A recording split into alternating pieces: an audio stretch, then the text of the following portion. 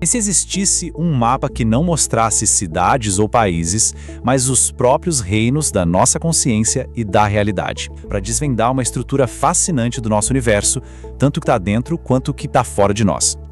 E tudo começa com essa pergunta que mexe com tudo, né? Será que o mundo que a gente vê, toca e ouve é tudo que existe de verdade? Ou será que a nossa experiência do dia a dia é só a pontinha de um iceberg, a superfície de uma realidade muito, mas muito mais profunda?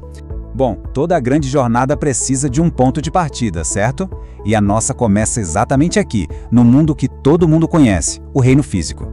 É a nossa base, o nosso chão, para a gente poder explorar esse mapa completo da realidade.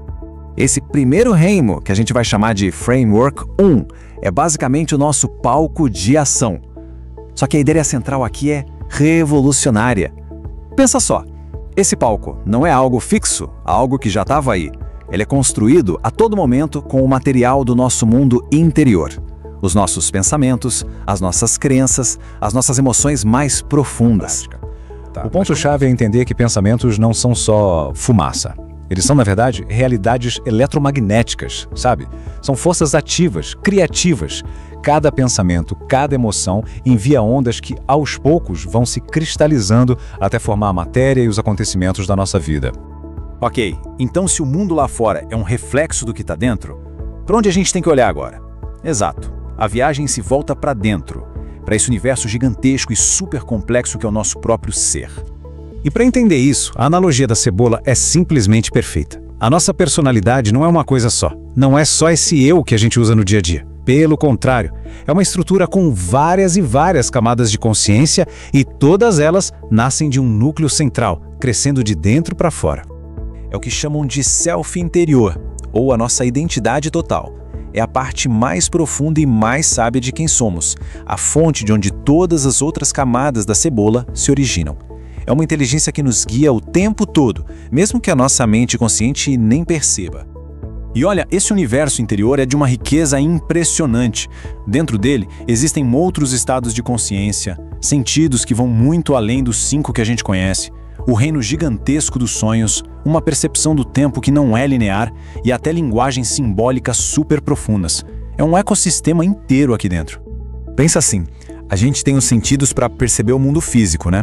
Mas e para o mundo interior? Pois é, também existem sentidos para isso. São habilidades que a gente tem, como a de perceber um conceito inteiro de uma só vez, ou de sentir a energia vital que pulsa em tudo. São as nossas ferramentas para navegar nessas outras dimensões.